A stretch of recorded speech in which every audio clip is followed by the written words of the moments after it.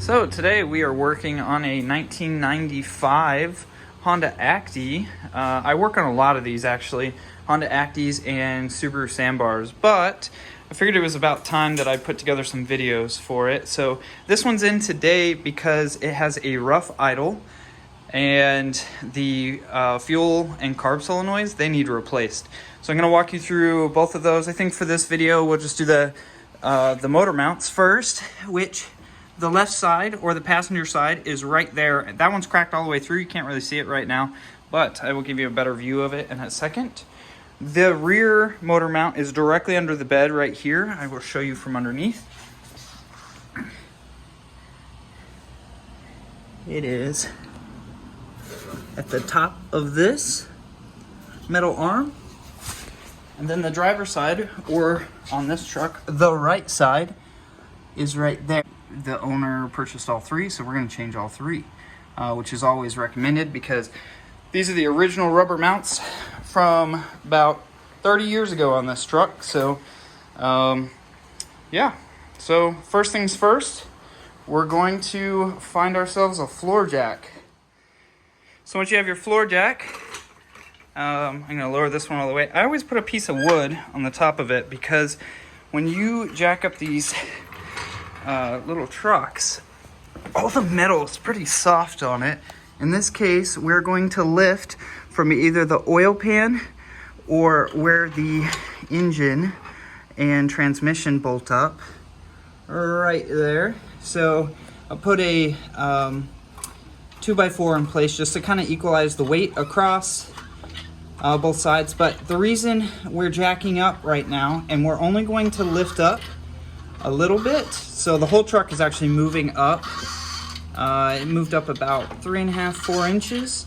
The reason we're doing that is because for the driver's side motor mount, we're going to unbolt it from the bottom. And you have one 17mm bolt here, and then you have two 14mm bolts on the inside of it. One there, and then one directly behind it. So when you remove those, the weight of the engine is going to drop, and so if it's not supported in the bottom, it'll tear the other mounts. It can tear the parking brake, it can tear the throttle cable. Lots of different things can get destroyed in the process. All right, so first we're going to work that left-hand side or the passenger side mount. So there's your two 14mm bolts. They're going straight up. You're going to remove those. And so in our case, I'm going to use an impact.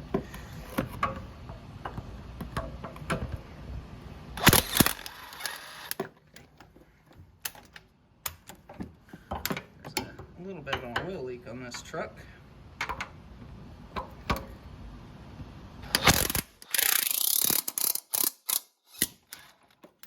engine did drop just a little bit. And that's completely normal. Having a hard time getting the camera where I want it, so I apologize for that. But yeah, there's those two bolt holes. Now we're going to pull that 17mm right there, and you can kind of see the crack on the rubber there. When I get it off, I'll kind of break down what's happening with this motor mount, what goes wrong on them. All right, so now we're going to pull the center 17mm on the left-hand side bolt. Let's see if we can get in there. Yep, we got extension on there. We got it out of there. And so I keep the bolt inside when I remove it because it makes it easier. But yeah, here's what we're left with. I'm going to pull this motor mount off. So keep in mind, this was towards the front of the truck. And so when we put the new one on, that's going to go there. So this is a bad passenger side motor mount on a Honda Acty. So this is the reason, I'd say the number one reason why these things vibrate and run so rough. So yeah, you just replace them. They're cheap. They're real cheap.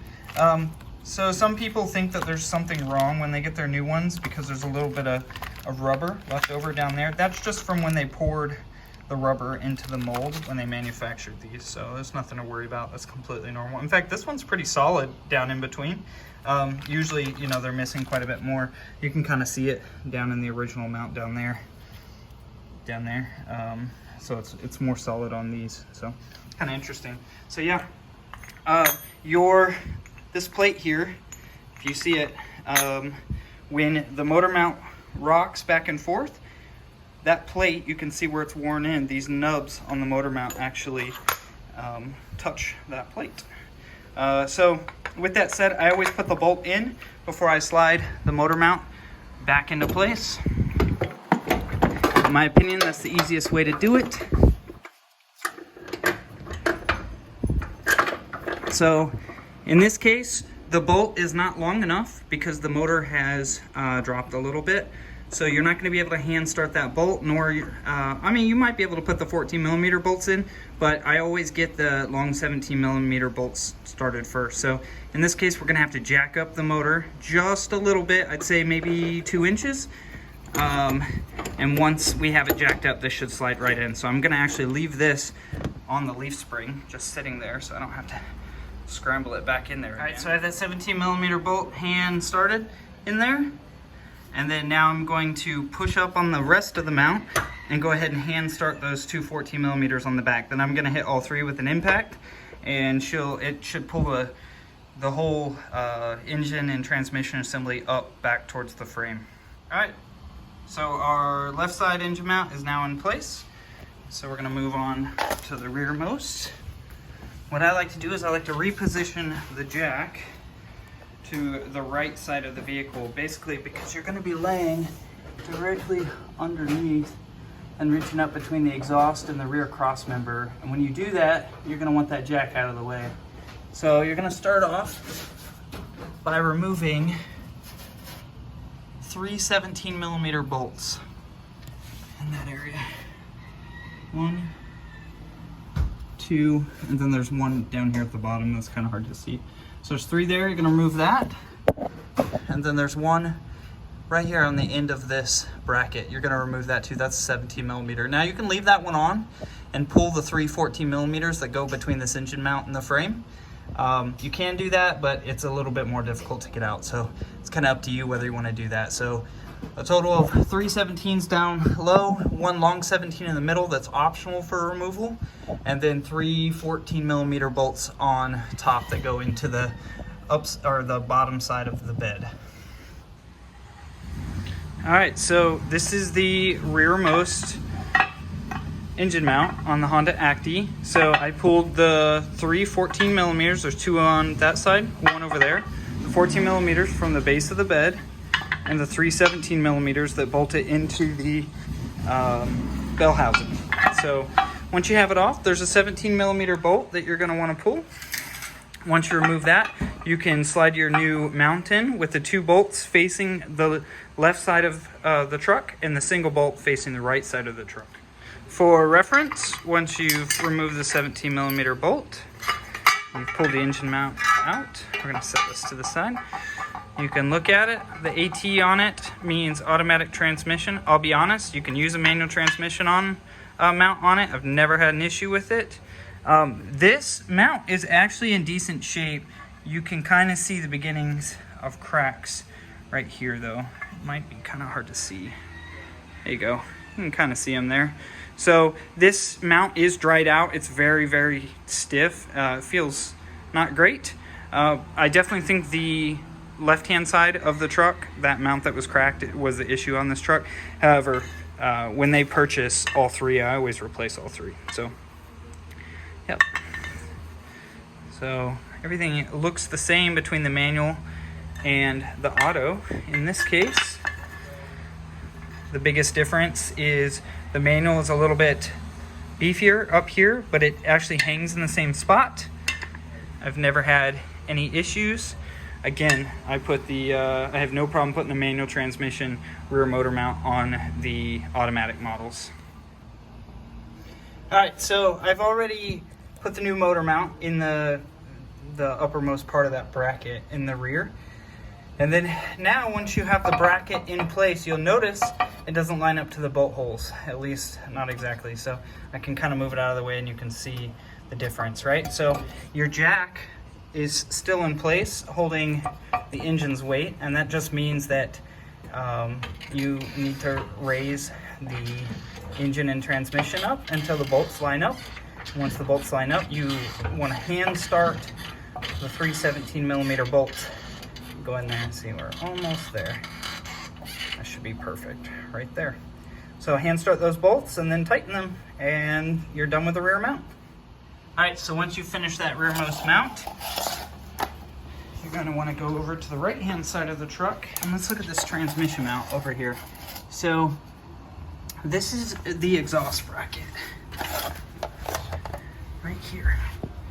So this is a 12mm bolt, another 12, a 12 here, and a 12 here. You're gonna need to remove this bracket to ultimately remove this whole bracket here with all these 14s in it, and this 17 to drop this engine mount. Now I will note that this engine mount here, oh, you can kind of see a crack on this side. I didn't see it before, but this one is definitely cracked. There are two 14mm bolts up here that go from the inside of the truck towards the outside, just below, or just on the inside of the frame. So those are probably the most difficult thing to remove, but once you have this bracket out of the way, this mount removed, it gives you a lot of room to put your hands up in there. So I'm gonna start by removing this bracket.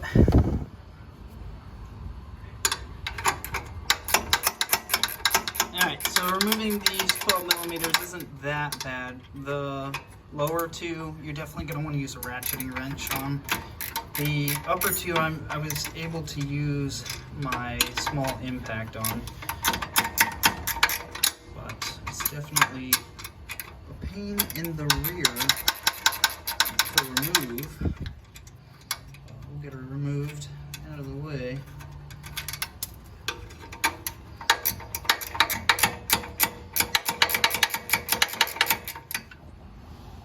All right, so once you've removed the 14mm that go into the transmission, there's a 17mm bolt here, and on the back side of it there is a nut, and then a little keeper, and this little keeper keeps the nut from spinning on the back side, so that you don't have to hold it with a wrench.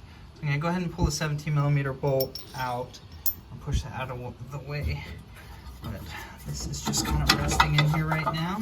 I always rotate it up and out to get it out of there. Basically, you want to get this out of the way, and I'll do that off camera, but there's two 14mm bolts on the inside of this mount that bolt it to the frame. So you're going to pull those, and then this mount will come right out. Alright, so because this is an automatic, there's a lot more going on up here than normal. So I did remove those two 14mm bolts. I'm going to go ahead and pull them out now. But something that I've always wondered if I could do is if I could leave this bracket in place and then pull them out. And I'm pretty sure I can. I just unbolted everything. So I'm going to drop the top of the mount down below the frame. Yeah, look at that. And then the old motor mount. Let's see if we can pull it above the leaf spring, and look at that, it came right out. So this one's honestly, it's not too bad, right? You can kind of see cracks over here, so I'm sure with weight on it, it looks even worse. But yeah, this is going to be one happy Acty after this, once we get the new mount in place. So we're going to reverse that. There's the nuts that sit on the outside of the frame that those bolts go through from the inside, and they tighten into. One thing I want to add is, again, I have, this is the mount that came off the truck, automatic transmission. This is the mount that's going on. It's also J6, but it's MT for manual transmission. And I'll be honest, these are identical. I have them the wrong way right now. Let's see. I had it the right way. These are virtually identical. They changed the rubber a little bit, but the bolt spacing is exactly the same between the two. Why they did different parts, I'm not 100% sure. But yeah, they fit and they work. So I've got the innermost, there's 17mm bolt put back into place with the nut on the back side. I've got the 3 14mm bolts. This is a long one. This is a long one. The upper right one is a short 14mm bolt. I'm sure that's going to trip someone up. And then we're going to put our exhaust bracket back in place. It goes between the muffler and that mount, just like this. You want to start them by hand so that everything gets lined up. I've seen these get kind of cockeyed before, but you want to get them lined up before you tighten them. And then that's it on the right side mount, the driver's side mount. All right, so if you have a Honda Acty, there's a couple of things I should talk about when it comes to engine mounts, harsh vibrations, rough idle. So almost every time I see one of these when they first come in, the left side of the truck, the motor mount on that side is cracked all the way through. So this is going to be your number one vibration, rough idle sound, and then it can multiply from there. So what I'm saying by multiply is the heat shields on the exhaust, they'll clang together. Your rear license plate, that'll make all kinds of noise. So if you're having all kinds of vibration related noises and such, it's probably from that left passenger side mount on the Acty trucks. If your truck has really sloppy shifting, so if when you drive and you push in the clutch and you let it out and you're rolling through the gears and it just feels sloppy, the whole truck is like bobbing back and forth kind of thing, chances are your rear motor mount is bad. If you're having a hard time getting in and out of gears in the manual, chances are the transmission mount or the driver's side or right-hand side of the truck, that mount is bad. So I always recommend that if this one is bad, if the left passenger side is bad, replace all three. They're cheap. I think they're anywhere between $160 and $200 now. And then with this video, of course, you can just change them out yourself. So save yourself a lot of heartache with diagnosis and such. Think about it. These are 25 to 30 years old. Just change them out. They're rotten. They're dry. The whole truck's going to vibrate. Just get rid of them.